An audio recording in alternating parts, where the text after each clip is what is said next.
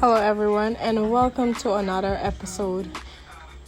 I am your host, Serena Jacobs. On today's episode, we have two special guests who I'll now give the opportunity to introduce themselves to you. Hello, I am Marilisa Shamlal and I am a second year trainee at the Cyril Potter College of Education. Thank you for having me on your podcast today. And I am Dexter Somerset, also another second year student of the Cyril Potter College of Education. Thank you for having me as well. It's a pleasure to have you guys. Imagine embarking on a journey through time where nations transformed from agricultural simplicity to the realm of industrialization and beyond. This is the essence of Rostow's model of economic development, a captivating framework that reveals the stages of a country's growth with the precision of a masterful storyteller. As we dive into the heart of this model, we'll discover how societies evolve, laying the groundwork for understanding the dynamics of development, and perhaps even catching a glimpse of the future that lies ahead for nations around the world. I've created a post on Instagram where viewers can ask questions about what they would like to know about the Rostow's model. The first question is, what is the Rostow's model of economic development? Basically, the Rostow's model, also known as Rostow's 5 stages of economic growth or Rostow's model of economic development, is a modernization theory method that shows how nations progress from a less developed to a more advanced society. The model was developed by W. Rostow in 1960 and is based on the idea that economic modernization follows a linear and universal path. In the middle of the 20th century, modernization theory emerged as a hypothesis to boost economic growth in poor nations. I hope that my explanation brings you clarity to what the model is all about. Moving forward, so Ms. Shamlal, can you assist me in answering the next question, which is, what are the 5 stages of Rostow's model of economic development? And if possible, can you give a little explanation? Sure, no problem. So, according to Rostow, for a country to become fully developed, it must follow 5 stages. As time progresses, a country will go through each stage of economic growth and eventually reach the final stage as a fully developed nation. The 5 stages of economic growth are Stage 1, Traditional Society, Stage 2, Preconditions for Takeoff, Stage 3, Takeoff, Stage 4, Drive to Maturity, and Stage 5, Age of high mass consumption. Let me give you a brief explanation of each. Stage 1. Traditional society. A country's economy at this stage is often rural, agricultural, and based mostly on subsistence farming, with little trade with other nations or even within its own borders. Trading in this era typically involves trading, which is exchanging products rather than paying cash for them. There is very little technology or scientific understanding, and labor is frequently intense. Production output does exist, but in Rostow, it will always be constrained by a lack of technology. This stage reveals how constrained and underdeveloped countries are. Some minor Pacific islands or sub-Saharan African nations are still regarded as being in Stage 1. Stage 2. Preconditions for takeoff. Early manufacturing now starts to pick up steam, but slowly. For instance, more machinery is being used in agriculture, which helps to increase food production and decrease labor intensity by shifting away from just a subsistence food source. as well as education, politics, communication, and infrastructure, national and international links are beginning to grow. Stage 3, take off.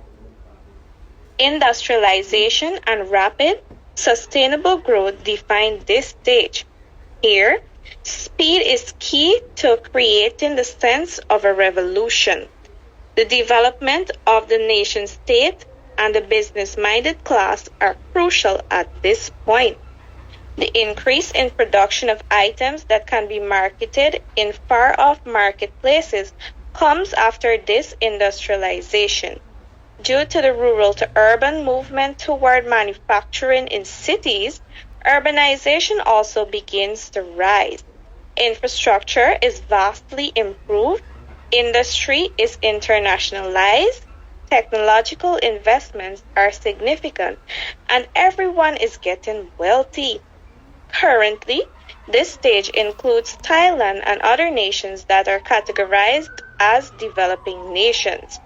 Stage 4, drive to maturity. This stage progresses slowly and takes place over a longer period. The economy is said to be self-sustaining at this point since it essentially sustains itself and economic growth keeps happening on its own. As industries begin to advance, agricultural output declines, investment rises, technology advances, urbanization expands, and new infrastructure advancements take place. The economy expands as well as the standard of living of the population.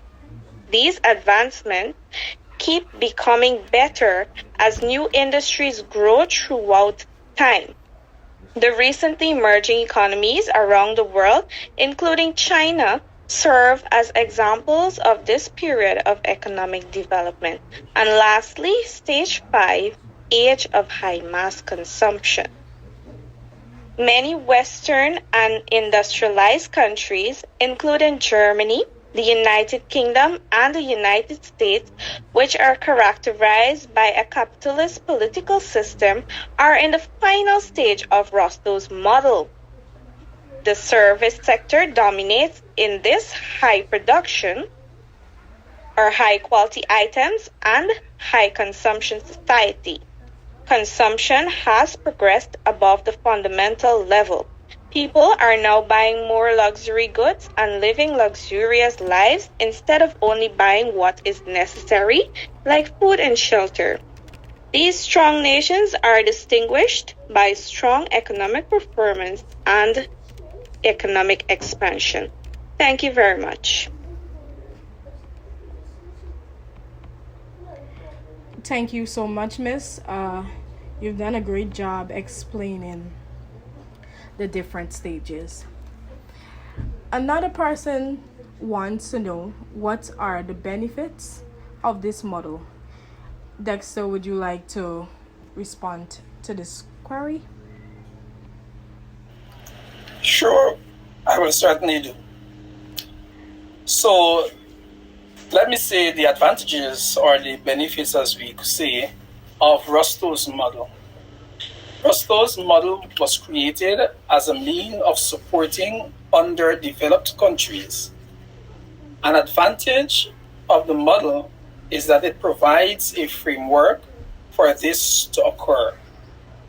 Rostow's model also provides some understanding of the state of the economic world today and why they are more powerful countries than others. Thank you.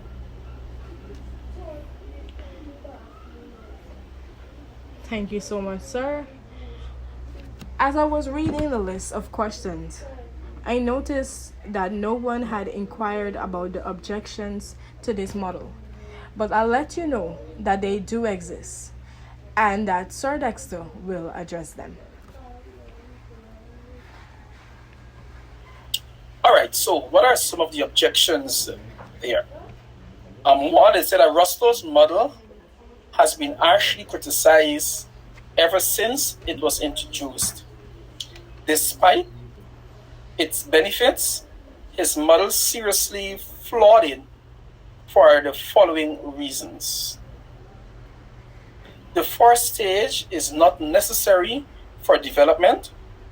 Nations like Canada, who never underwent the traditional phase, are yet very developed today. Although the concept is technically divided into 5 stages, there are frequently overlaps between them. Each step may have traits of earlier phases, indicating that the process is not as straightforward as Rostow claims. Even some phases might be completely overlooked.